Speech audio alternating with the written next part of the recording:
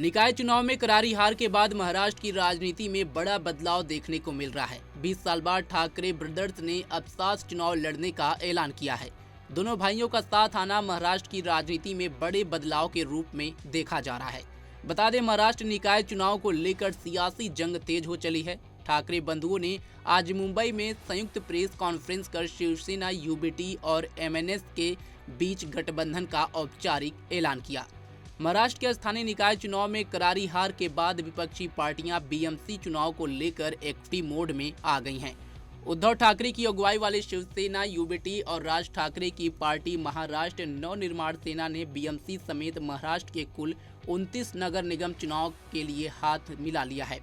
गठबंधन की घोषणा करते हुए उद्धव ठाकरे ने कहा, हमारी सोच एक है, हमें मराठियों का संघर्ष और उनका बलिदान याद है। आज हम दोनों भाई एक साथ खड़े हैं और आगे भी साथ रहेंगे।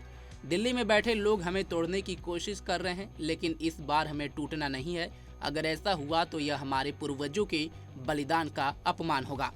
दोनों ठाकरे भाइयों का बाला साहब ठाकरे के स्मृति स्थल पर एक साथ जाना शिव सैनिकों को ये संदेश देना है कि अब असली विरासत एक साथ है। एकनाथ शिंदे द्वारा शिवसेना का नाम निशान धनुष बाण ले जाने के बाद उद्धव के पास कैडर को बचाने की चुनौती है। वहीं राज ठाकरे की अपनी प्रासंगिकता बनाए रखनी है। 74,000 करोड़ बजट वाली सबसे अमीर महापालिका बीएमसी पर कब्जा बनाए रखने के लिए मराठी वोटों का बंटवारा रोकना प्राथमिकता है। उद्धव के पास बाल ठाकरे के कट्टर समर्थकों की सहानुभूति है, जबकि राज ठाकरे के पास आक्रामक शैली और युवाओं का आकर्षण है, जिसके जरिए महायुति से भिड़ने की रणनीति गठजोड़ की रूपरेखा तैयार की गई है। होटल ब्लू सी वर्ली में प्रेस कॉन्फ्रेंस करना उद्धव के गढ़ यानी आदित्य ठाकरे का निर्वाचन क्षेत्र में भी एक तरह से अपनी ताकत दिखाना है। महायुति में एक और बीजेपी और शिवसेना शिंदे गुट में बात बनते दिख रही है, लेकिन अजीत पवार वाले एनसीपी गुट का रुख अभी साफ नहीं है। वहीं महाविकास अघाड़ी के विपक्षी दलों में साफ फूट पड़ती दिख रही है। राज ठाकरे की मनसे और उद्धव ठाकरे के शिवसेना गुट के बीच गठबंधन का आज औपचारिक ऐलान हो गया है। दोनों ठाकरे बंधु 20 साल बाद दोबारा साथ नजर आए। इसे शिवसेना के बीएमसी में पार्टी की हुकूमत को बरकरार रखने की गंभीर कोशिश मानी जा रही है।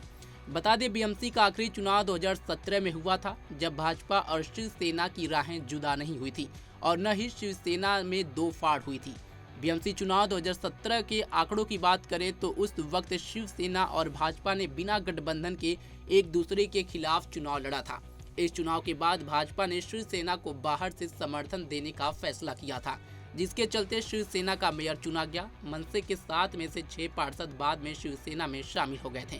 खैर, अब देखना होगा कि दोनों भाइयों के साथ आने के बाद शिवसेना, यूबीटी और एमएनएस बीएमसी चुनाव में कोई कमाल दिखा पाएगी या नहीं।